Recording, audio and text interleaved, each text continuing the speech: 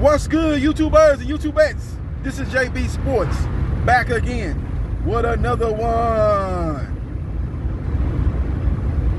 Entertaining game one last night in the Eastern Conference Finals, featuring number 3 seeded Milwaukee Bucks, led by two-time MVP Giannis Antetokounmpo, aka the Greek Freak, versus the upstarts, the new kids on the block, the young guns, 5th seeded and upset-minded Atlanta Hawks.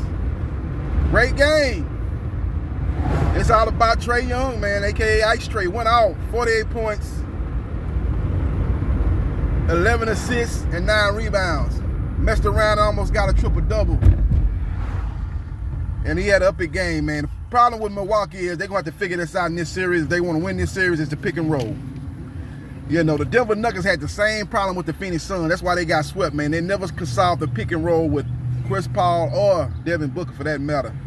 As reigning MVP Nicholas Djokovic, aka the Joker, was sagging out. When his man set the pick, he was giving Chris Paul too much airspace, and he was pulling up right in that mid-range game. He was knocking down the 15-footer time and time again. Now, Trae Young is not doing that off the pick and roll, but they still giving him a lot of problems. But what's happening is he's getting inside the teeth of the defense, he's finding the shooters, or he's getting all the way to the basket and finishing. Now, they seem like they're staying at home a little bit more with Capella. They don't want to give up the alley-oop.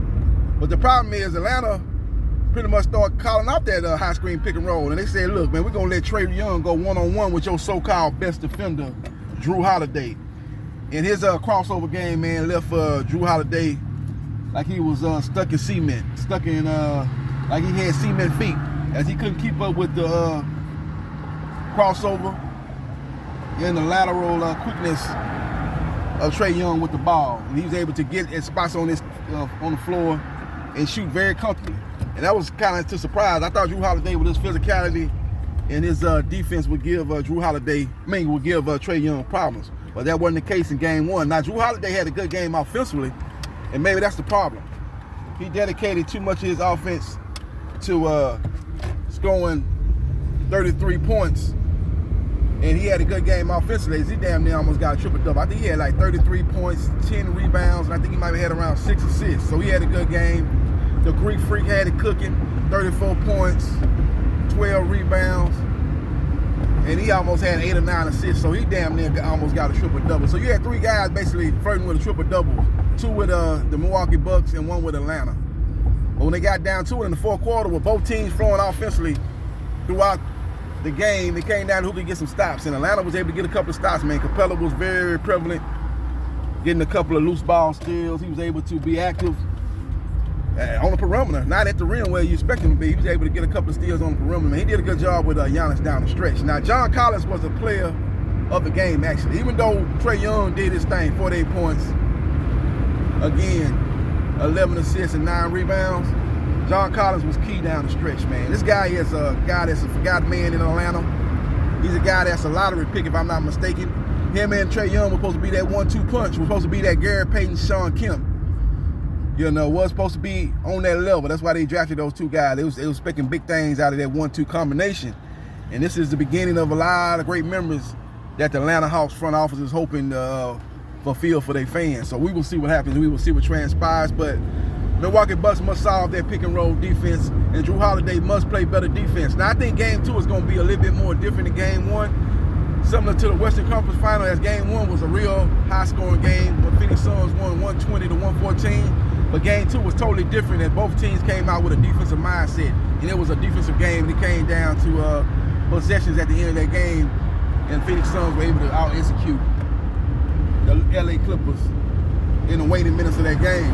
I think game 2 is going to go similar to that in the Eastern Conference Finals. I think game 2 is going to be a more defensive-minded game than game 1 was. So it was a good game. Milwaukee Bucks are a team that was heavily favored going to this series. Most experts predicting they was going to win in 5 games. I did not go along with that thought.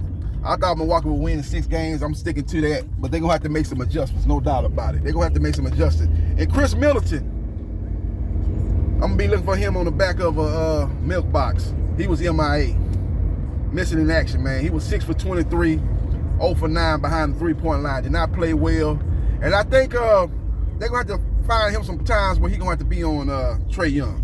Because he's got long arms, he's got the length and stuff like that to bother him. That's one thing about the Philadelphia 76ers had that Milwaukee might not have. They had very long defenders that troubled Trae Young. That's why you saw Trae Young did not shoot a good field goal percentage in that series. He was able to make winning plays down the stretch, and they was able to win that series ultimately in 7 games. But they did a very good job on Trae Young. You got Ben Simmons, who's 6'10", with a long wingspan. You got Thurbo coming off the bench.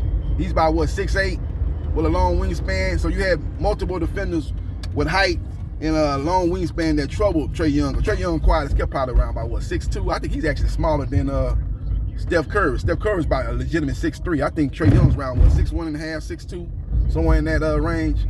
So the length and the size of Philadelphia 76ers bother him. Now, the Milwaukee Bucks don't have those type of defenders outside of Chris Middleton. He's the only guy that fits in that same kind of category as a Ben Simmons and a Thurbo.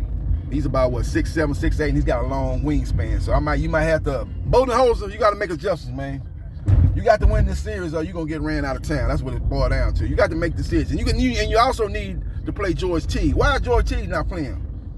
George Teague at a point in time was one of the top 5 point guards in the game.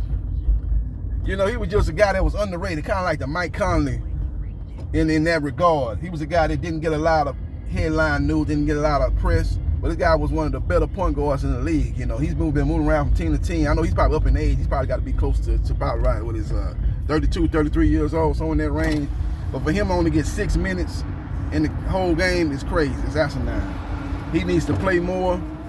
You know, the Milwaukee Bucks don't have a quote-unquote point guard. They got the offense running through Giannis Antetokounmpo. He's basically a point forward, but they need a true point guard, and it kind of shows his ugly face, you know, in the last 5 minutes of the fourth quarter, man. They have a hard time getting inside their offense, and they were struggling to get inside their offense. That's why Capella was able to deflect some passes and get a couple of key steals in key moments of that game. So they need to get George Teague in there, get a pure point guard in there. They seem to not be wanting to go with a point guard ever since DaVincio got hurt, you know, prior to the playoffs, and he's going to miss the rest of the season. He won't be back to next year. So they don't have a quote-unquote true point guard that they want to play right now, that they feel confident in, but they need to look at George Teague, who has produced at a high level from the point guard position. Not coming in and starting, but let him get some minutes coming off the bench, and let him play with the Bobby Porters, who had a good game off the bench for you, and let him get into the flow of the game, and maybe you can use him down the stretch. A true point guard when you had trouble getting into your offense, and that cost you game 1. Now, Gallinari played well off the bench for the Atlanta Hawks, played very well. Came off the bench, he shook P.J. Tucker on the perimeter. He had his own little ice tray move as he kind of did a little crossover and left P.J. Tucker in his tracks and pulled up and shot a nice little jump and hit the shot, man. I had never seen that out of Gallinari. I had never seen P.J. Tucker get used like that on the perimeter. So that would have boiled down to, man, the ultimate top 2 defenders in P.J. Tucker and Jrue Holiday did not have that impact on that end of the court as Atlanta was able to get to wherever they want on the courts. Game 2, you're going to have to make them a little bit more comfortable. You can't get into a shootout with these guys. These guys got a lot of weapons now. Bogdanovich, I think he's dealing with some kind of knee injury. He didn't play at all, I think, if any, in Game 7 of the Philadelphia 76ers series, and he struggled in this series. So you need to monitor him and see if he's able to get back to playing at a high level that he played at times in the Philadelphia 76ers series. Now, Herto, who was a Game 7 hero against the Philadelphia 76ers, he went 5 for 12. He played a solid game. We weren't expecting him to come back off a 27-point game and come back and put another performance like that, another virtuoso performance. But he played well. He was solid. He gave them some points on the perimeter. And it was just a good win for a team in Atlanta Hawks that were an 8-point underdog. That was a big number going into this game. You're talking about the Eastern Conference Finals. You're talking about the best 2 teams in the East. And that was a big number. And you could tell the way Atlanta Hawks played, they felt disrespected.